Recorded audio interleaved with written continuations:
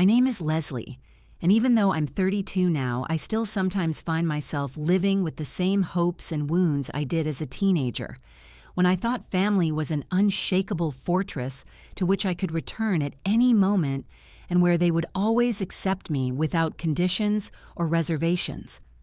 Honestly, I never thought that my own blood, the very people I protected and was ready to fight for, would one day turn their backs on me. But here I am, with an emptiness in my chest and memories that still burn in my heart. I grew up with my parents and my younger sister, Harper. Declarations of love or words of support were rare in our home, but as the eldest, I always felt a responsibility to lead by example, at least outwardly.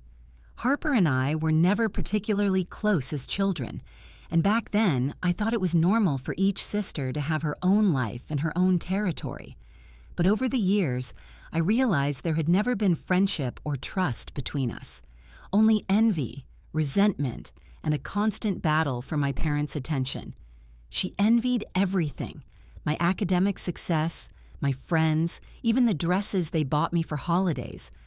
I remember how she'd throw tantrums if everyone's eyes were suddenly on me, and my parents would just shake their heads condescendingly and say, "Oh, Leslie, she's the youngest.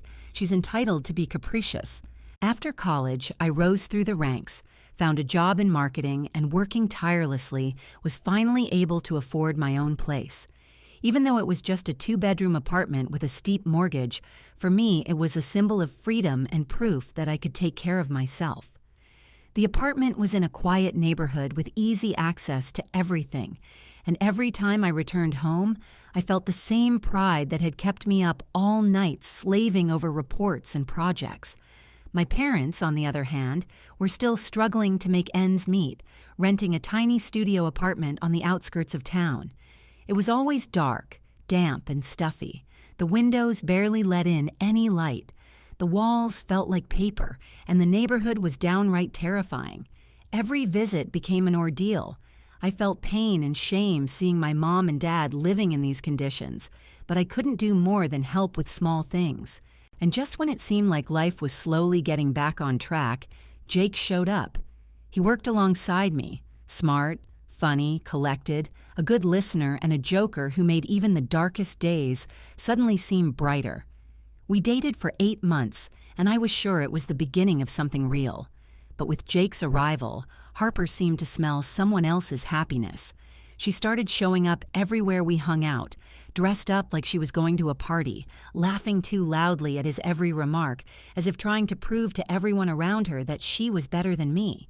She'd message him under the guise of family matters, asking for help with the most trivial things, and once even showed up at his office during lunch break, claiming she was just passing by. When I tried to talk to her about it, she'd widen her eyes and mockingly reply, "What, I can't be friendly with your boyfriend?" Jesus, Leslie, you're so paranoid. But I knew better. That wasn't friendliness, that was praying. The worst part was that Jake seemed oblivious or unwilling to her intentions. He'd smile and assure me that Harper was just trying to be nice and that I was overreacting. I wanted to believe him, to cuddle with him and forget everything, but my heart told me otherwise. My sister was following in my footsteps again, only this time the target wasn't an outfit or a friend, but the man I loved. It all ended on a perfectly ordinary Tuesday. I was sitting at my desk when my phone vibrated. A message from Harper. "Hey sis, I wanted to let you know that Jake and I are now together. Please don't interfere with our happiness." I reread the words over and over as if trying to find a mistake, but the letters were crystal clear. My hands were shaking, and I immediately dialed Jake, but he didn't answer. And then another message arrived. From him. "It's true. I'm with your sister now." At that moment, the world collapsed. I locked myself in the bathroom of the office building, buried my face in my hands, and cried, unable to stop. The tears weren't just for him, although the pain of my beloved's betrayal burned to the point of numbness. They were about her, about the sister who, knowing how much he meant to me, deliberately did everything to take him away and ultimately achieved her goal. When I finally managed to piece myself together and begin to function at all, rumors began to reach me that once again made my heart clench and my breath catch. Mutual friends, those who had seen more from the outside than I could see myself, began to say that Harper had been literally stalking Jake for months, like some kind of prey hunter with no other goal than to subjugate someone else's happiness. She memorized his schedule, knew which cafe he drank his morning latte at, which gym he went to in the evening, and every time, completely by chance, she would show up nearby as if fate itself were pushing them to meet. But I knew this wasn't fate. It was cold calculation and a painful desire to prove to me that she could take away even what was sacred to me. The betrayal hit me so hard that I couldn't stand being in that city anymore. Every street corner reminded me of Jake. Every cafe sign brought back evenings when we'd sit at a table and laugh. Every street became a ghost of something that would never return. I couldn't pass by the restaurants where he'd held my hand and the coffee shops where, as I now imagined, Harper cornered him, playing her eternal game of rivalry. I wanted to disappear, to move so far away that not a single corner of this city would remind me of everything I'd lost. And then fate threw me a lifeline. My company had been urging me to transfer to another state for months. They were offering more money, a higher position, new prospects, and suddenly it all began to seem not just a career opportunity, but a real way out, a chance to escape this swamp of memories. That same day, I called my boss and firmly said, "Yes, I agree." For 2 weeks, I lived in boxes, sorted through my things, threw out old photographs and letters, as if cleansing myself of the past, and finally moved to the other side of the country. I rented a small apartment, not luxurious, but clean and fresh, with windows that let in sunlight every morning, and the feeling of newness and freedom was so overwhelming that for several days I couldn't believe it was all real. My parents were shocked by my decision. When Mom learned about the move, she simply asked, confused, "But honey, what about Jake? You could have discussed it. Maybe you still have a chance?" I sighed and answered firmly, painfully, but without hesitation. "Mom, Harper stole my boyfriend. There's nothing to resolve." And for the first time, I felt a rift develop between us. Mom was still trying to play peacemaker, smoothing over the rough edges, as if nothing terrible had happened. Dad was the only one who said exactly what I was longing to hear. "Leslie, I don't approve of what Harper did. It was wrong. She's gone too far." At that moment, I thanked God that at least one person in my family saw things for what they were and didn't try to minimize my pain. The new city was like a breath of fresh air. It was warmer, cleaner. The streets were full of smiles, and people knew nothing about my past.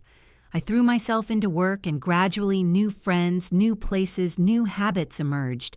And for the first time in months, I felt like I could breathe again without pain. But somewhere in the background, an alarm bell rang. I still had that same apartment back home, and the mortgage was still there. At first, I thought about selling it. The market was favorable, and maybe I would even make a profit. But then I thought again of my parents, their tiny studio apartment, the gray walls, and the endless weariness in their eyes when I visited. They were getting older, and it became clear to me that this was my chance to help them the way I should have long ago. I called and suggested, "Look, I'm staying here for a long time. Why don't you move into my apartment? It's spacious, bright, and much better than where you're stuck.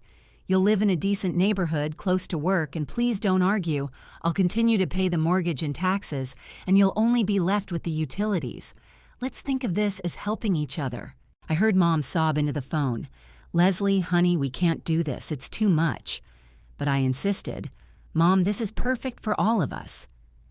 "This is my decision," Dad agreed almost immediately, and I felt a weight lift off my shoulders when we agreed. A month later, they moved in, and for the first time in a long time, I felt proud that I had done something truly right, something that had benefited those who had always been there, despite all my mistakes and despite Harper.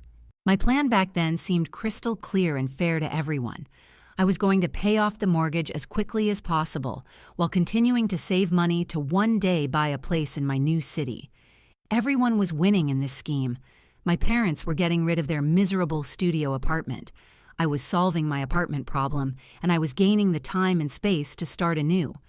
6 months passed, and I truly began to feel life returning to me, as if spring had finally arrived after a long, agonizing winter. Work was booming. My colleagues had become not just coworkers, but friends with whom I shared the joys and small discoveries of the new city. And, most importantly, the names Harper and Jake popped into my head less and less. They seemed to have vanished, losing their hold on my heart. One evening, lying on the couch and idly scrolling through my newsfeed, I came across a small notification. My cousin Lisa had liked a photo of Harper. I hadn't visited her page in a while. Honestly, I'd even forgotten I was subscribed to her updates. But curiosity got the better of me at that moment, and I clicked the link. My phone screen blinded me with a picture that made my heart sink. Harper was standing in the kitchen, and it wasn't just any kitchen, it was my kitchen, with granite countertops I'd spent hours choosing, a backsplash I'd hand-applied, and all the little touches that made the apartment my home. She posed with some silly coffee set, looking contented and cozy, as if she'd always lived there.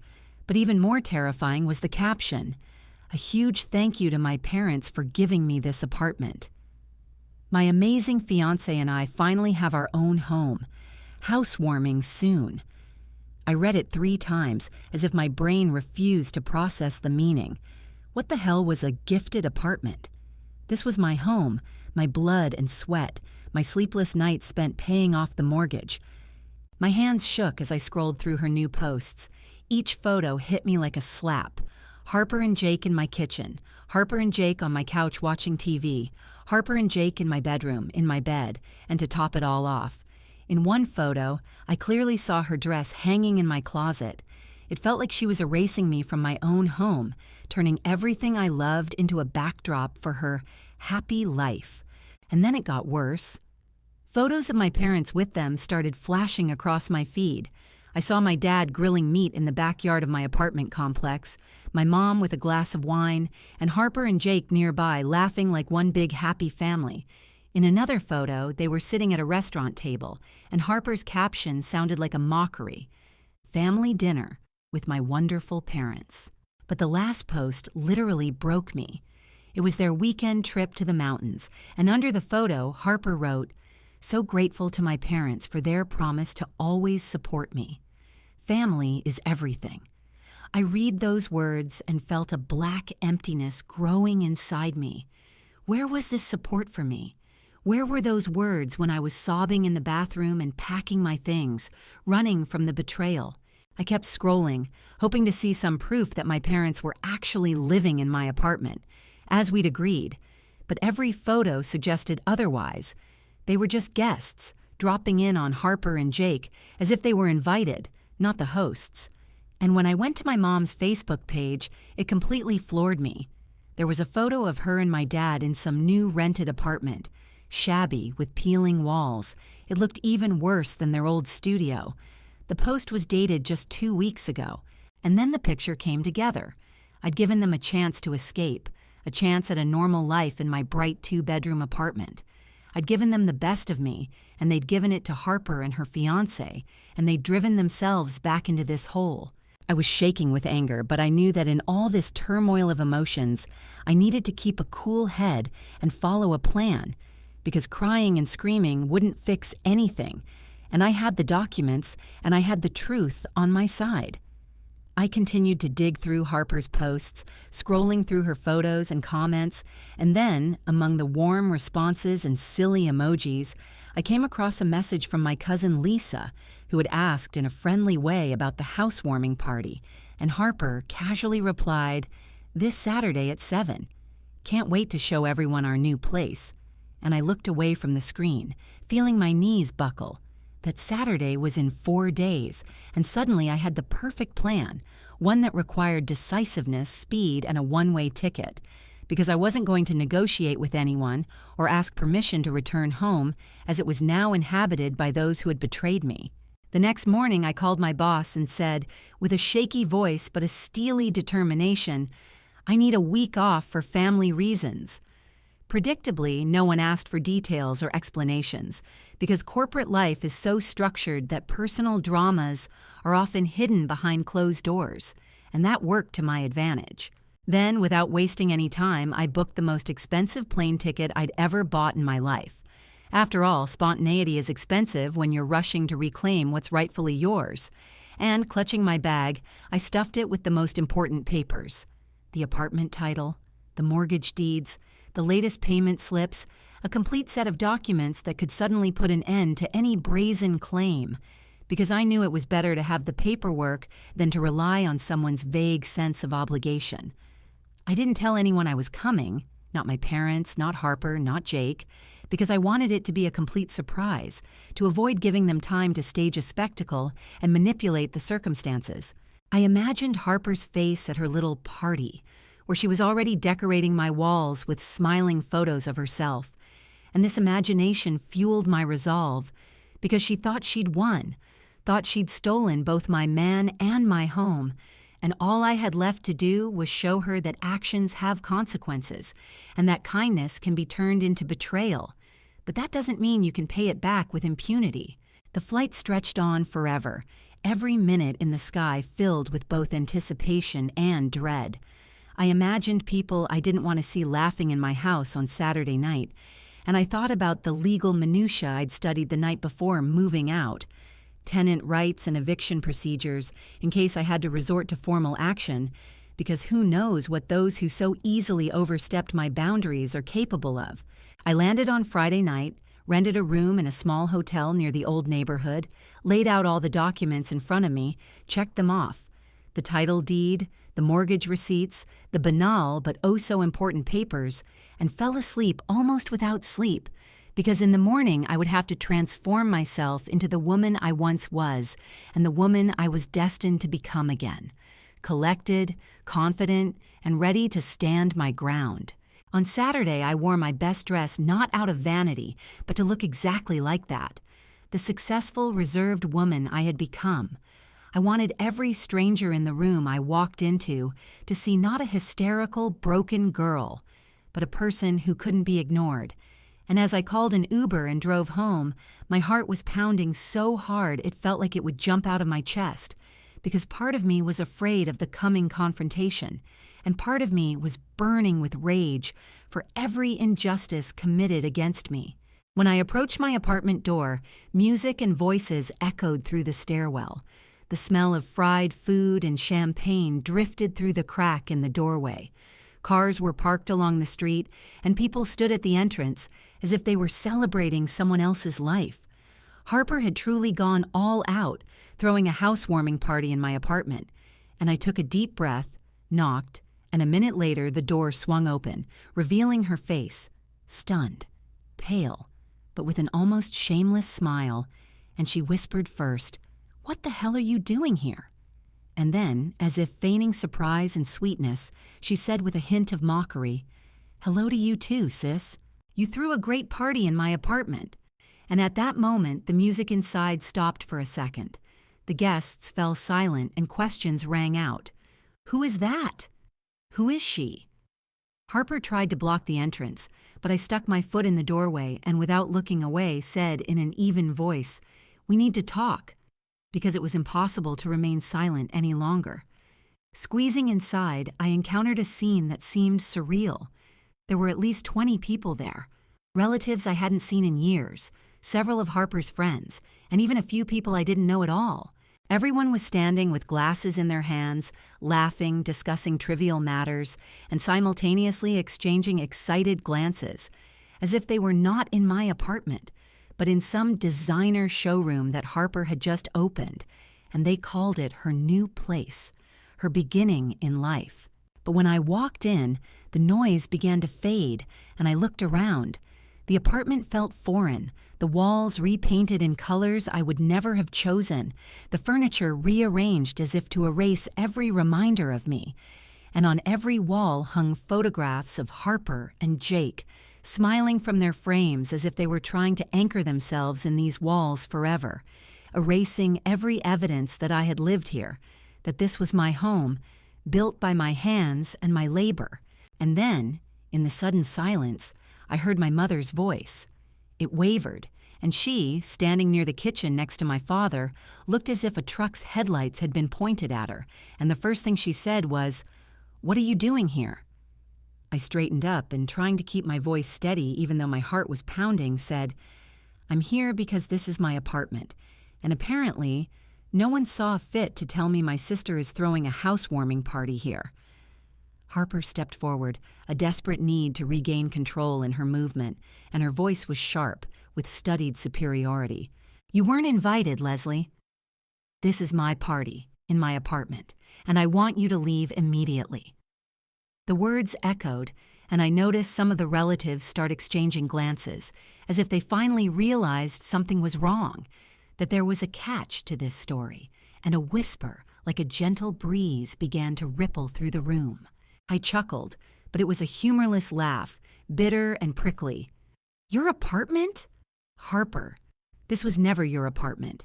This is my apartment, and the name on the title deed is mine, and the mortgage is in my name, which I continue to pay every month, no matter what."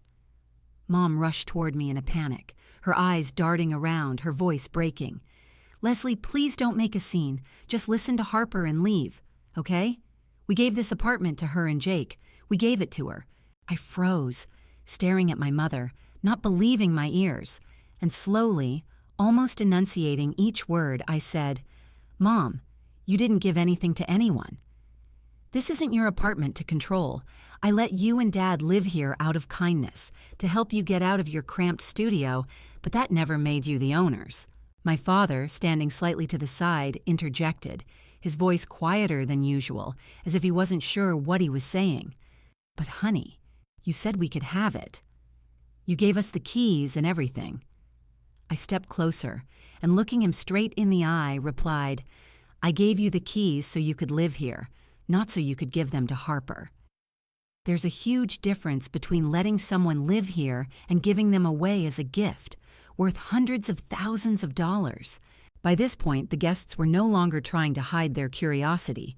Everyone was openly staring, some were chatting, and several were awkwardly gathering their coats, clearly realizing they were caught in the middle of someone else's family drama. Harper's face flushed, and she practically screamed, "Leslie, you're ruining my party. Mom and Dad decided to give this apartment to me because you abandoned it anyway. You don't even live in this state anymore." I spun around to face her. "I didn't give up anything. I moved for work, and out of kindness, I let my parents live here, and now I find out you and Jake have moved in instead." I glanced around the room, and the words came out of my mouth. "Yes, that's right.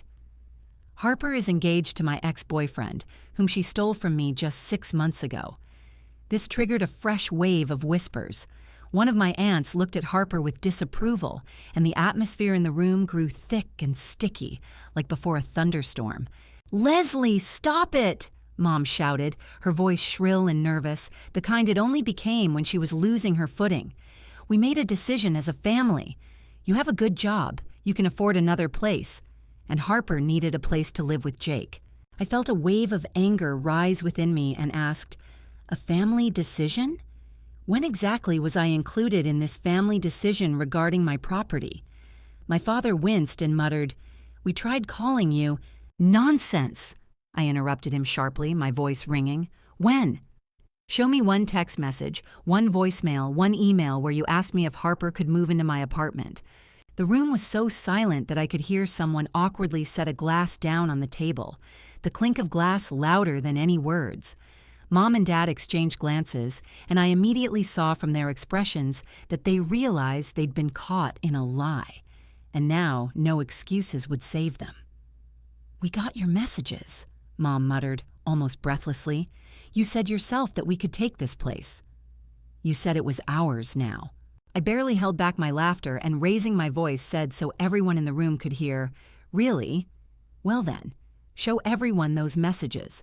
Show me where I even once wrote the word give or yours or anything like that." Mom started fiddling with her phone, the screen flickering as if it was deliberately frozen, and I just chuckled. "You know why you won't show me anything? Because those messages don't exist. The only thing you have is my word that you can live here. But living somewhere and owning it are two completely different things, and you know that perfectly well. All this time, Jake stood in the corner as if hoping to blend into the wall, looking so pathetic that for a second I even found it funny. But I decided it was time to shift my attention to him. And you, Jake, tell me honestly, are you okay with this at all? You're living in your ex-girlfriend's apartment. Doesn't that seem weird to you at all? He opened his mouth, his lips trembling, but no sound came out. And then, as if on cue, Harper rushed to his defense, her voice shaking with rage. Jake has every right to be here. This is our home now. I shook my head, feeling anger boiling inside me, and said, "No, Harper, that's not true. And you know what's most offensive? I was trying to help Mom and Dad from the start. I thought they'd finally gotten out of their cramped studio and were living here, starting to breathe freely. But instead, they just gave my kindness to you and moved to an even worse hole." I took out my phone and, hands shaking, opened the photos I'd saved earlier. "Look, everyone." I turned the screen to face my immediate family. "This is where my parents actually live. See? Some tiny rented corner, even worse than where they lived before. They gave up a beautiful 2-bedroom apartment to give it to Harper. And for what?" The room buzzed with voices again. Someone covered their mouth, Mom blushed, and I saw her eyes dart to the floor. "We decided Harper was more important," she stammered. I laughed bitterly, so much so that my voice trembled. "More important? She needs the apartment I pay for every month more than the people I was genuinely trying to help?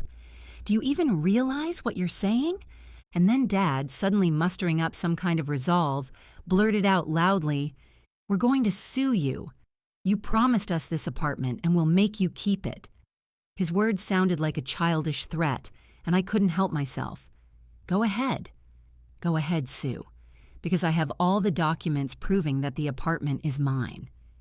Here they are. I pulled out a folder and laid the papers out on the table. The title deed, the mortgage, the insurance, the tax returns, all in my name. What do you have? A couple of vague text messages where I said you could live here. By this point, the guests were starting to leave one by one, and I was literally watching Harper's party crumble in real time. And you know what? It was amazing. Finally, she, not me, was the center of shame. Harper stood in the middle of the room, her hands shaking, her face red with anger, and she was practically screaming, "This is my party, Leslie. You're not welcome here." I straightened up, lifted my chin, and replied, "This is my apartment, Harper. And I've never been welcomed so warmly in my life as I have in my own home." I glanced at the remnants of the crowd, 8 people, no more, and their faces showed they were dying to disappear, but didn't know how to do it without looking like cowards. "You know what? The party's over," I said loudly and clearly. "Thank you for coming to say goodbye to the illusion of Harper living in stolen housing, but I think it's time to stop." And at that moment, the last of the guests hurriedly grabbed their purses and coats, muttering awkward goodbyes and studiously avoiding eye contact with me or my parents. When the door slammed behind the last of them, it was just us. Me, Harper, Jake, and my parents. The silence was so thick you could almost hear someone catching their breath. And Harper spoke first. Her voice trembled with rage, and each word struck her like a blow. "Look what you've done. You've ruined everything." I looked at her directly, didn't look away for a second, and said firmly, "I've ruined everything? Harper, you're living in my apartment without my permission. You threw a party for an apartment that doesn't belong to you," I said calmly, though such anger was seething inside me that I thought I might explode. "I didn't ruin anything, Harper. I just told the truth." She crossed her arms over her chest and her eyes narrowed stubbornly, blurted out, "We're not leaving. This is our home now, and you're not kicking us out." I smiled, not because I was amused, but because at that moment I finally felt confident, as if a solid, unshakable foundation had been established within me. "I can actually do this," I said quietly but clearly, "and believe me, I will. The next morning, I met with my old friend Tom, with whom I had once worked at the same firm, now a longtime lawyer with a reputation for handling even the most complex family matters. We sat in a small cafe by the window, drank strong, bitter coffee, and I told him everything.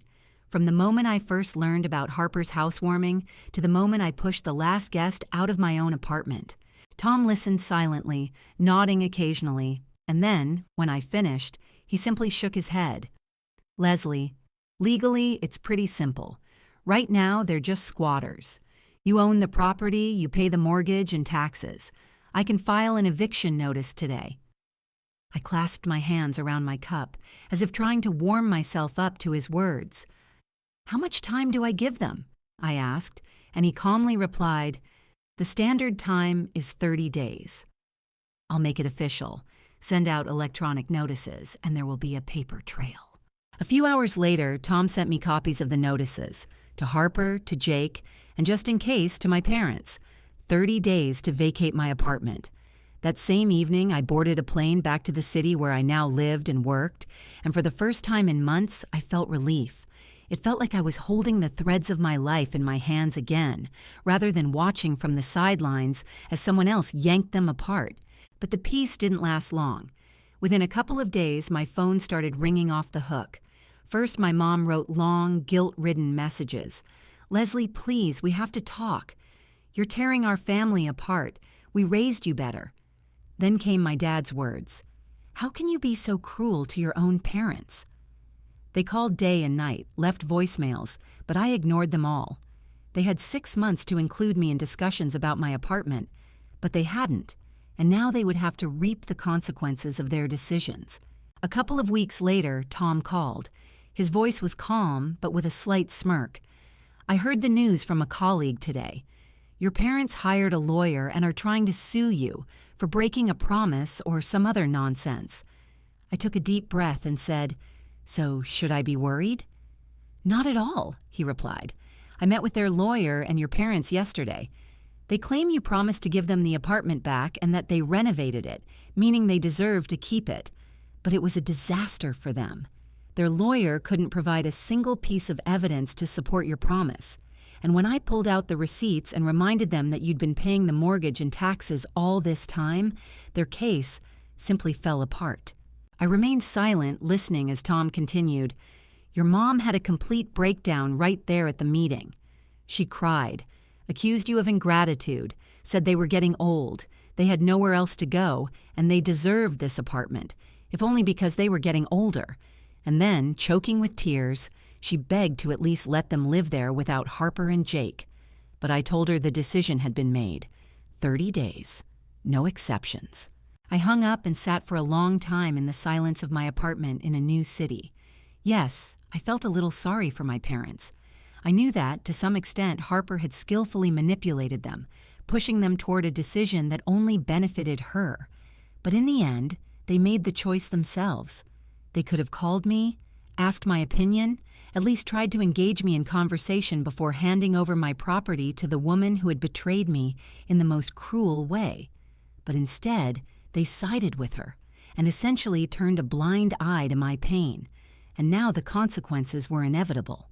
A month later, Tom called, and his voice, calm as ever, conveyed the words I'd been waiting for, as if I'd been holding my breath all this time. They're gone. Harper and Jake finished moving their things this morning. Your parents helped them load the truck. I saw them leave. I was there to make sure it was truly over. Harper cried the whole time, cursed your name, made a scene, very dramatic, like a traveling theater. I listened to him and felt something inside finally release, like a stone that had been pressing on my chest, slowly sliding down and disappearing. I realized I needed to return there again, to close the chapter myself, to look at the apartment and decide what to do with it.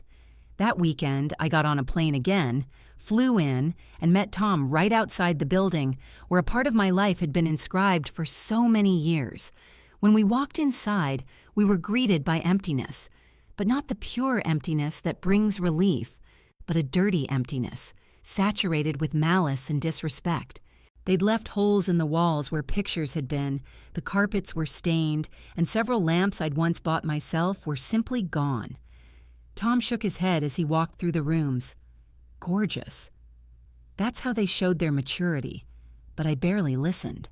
Standing in the middle of this empty apartment, I felt not anger, not sadness, but clarity. I didn't want to be here anymore, not for a minute. Every wall, every corner was tainted with memories of betrayal, deception, and pain. I turned to Tom and said quietly but confidently, I want to sell it.